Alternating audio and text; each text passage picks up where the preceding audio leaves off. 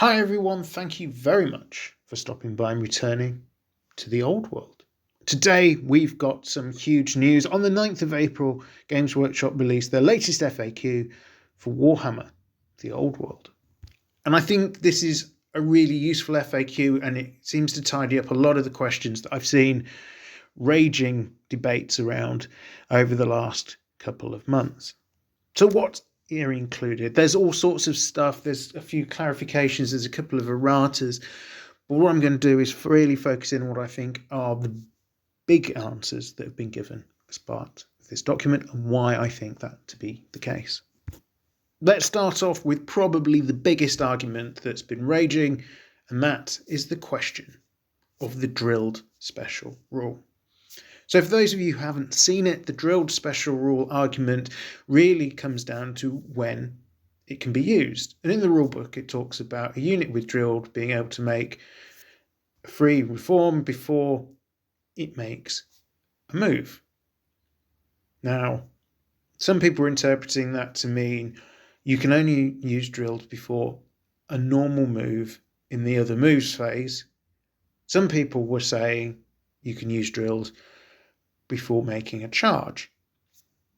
And I think the answer here really makes a huge difference as to whether drilled is worth it or not. Because if you can't use drilled to reform your ranks before making a charge, it suddenly feels quite expensive for what it is, particularly on a relatively large unit. Games Workshop have confirmed, though, that drilled can work before a charge. And it also works when giving ground, because a giving ground unit is not fleeing, so it can reform before it makes that move. So that gives even more options available to a unit with this particular special rule.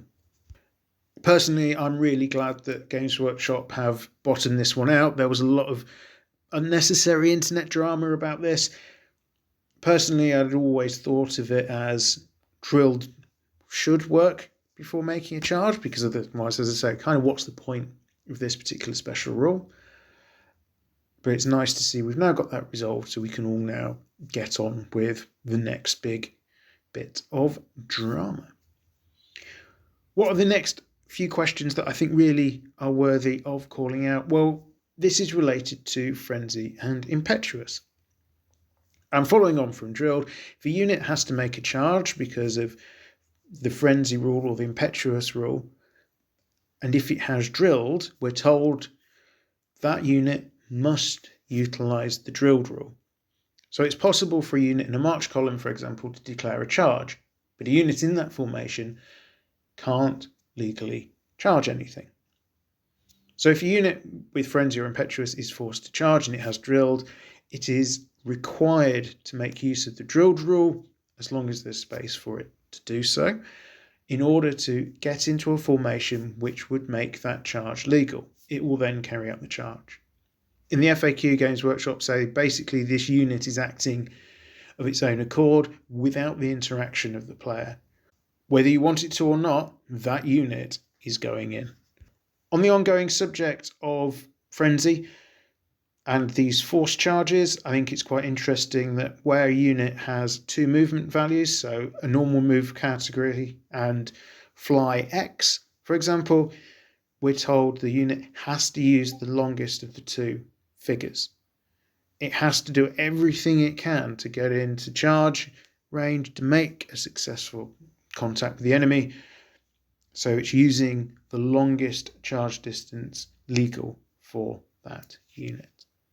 The final thing in this particular subcategory, Frenzy doesn't stack. I hadn't seen much suggestion that people thought it did, but I suppose it's nice that Games Workshop have confirmed one way or the other on this particular point. Let's turn our attention to challenges, and there had been a bit of a debate I'd seen, which did, to be honest, surprise me a little, where people thought that if two models were in a challenge and one of them is removed, that the survivor could then be targeted by other models in that combat. We've now established that that isn't the case, and in the combat round, the combat phase, where a challenge is being fought, that's locked out for the duration. There's no way that a survivor is going to be hit by stomps or thunder stomps or anything like that, for example. The final thing I wanted to call out was around war machines mounted on creatures. And again, there'd been a little bit of confusion, I think, as to what ballistic skill you use here, particularly if you look at, for example, a Lizardman Stegodon, where you've got a character on it and you've got crew members on it. Who is firing the attached war machine? We've had confirmation it is always the crew, so it's not the character getting involved. So in the vast majority of circumstances, I think it's going to be the lower of the ballistic skills rather than getting that boost from having the character on the same creature. I have to say, I think looking through even just a quick glance at this FAQ and errata document, it does seem that Games Workshop have been thinking quite carefully around what questions community is asking. Now, I know there was an opportunity for people to write into Games Workshop to ask for particular questions to be answered. So maybe they've just drawn on these, but it does seem the sort of questions I've seen floating around in internet land are being the ones addressed by Games Workshop in this document. And I have to say, yeah, really good job to see them tackling these problems, tackling these questions, and the uncertainties that were written into the rulebook. There's also, within these points I've not talked in detail, things like corrections. So there's a typo at the quick reference sheet, for example, which means that the dispel rule would work in two entirely different ways if you read one part of the rulebook as against the quick reference sheet. So that's been clarified. Again, good to see that happening, albeit you would rather those sort of mistakes weren't in the original content at all. So definitely some editing issues which should have been addressed. All that remains for me to say is thank you very much for listening to my run through of this FAQ. Much warranted, and I think it's going to be really helpful for people in their upcoming matches. If you've enjoyed this video and others like it, covering all things to do with Warhammer the Old World, do consider subscribing, dropping a like, telling your friends, all that good stuff. It costs you absolutely nothing and is a huge benefit to small channels such as my own. Once again, thank you very much for listening. I am Return to the Old World. Have a great day.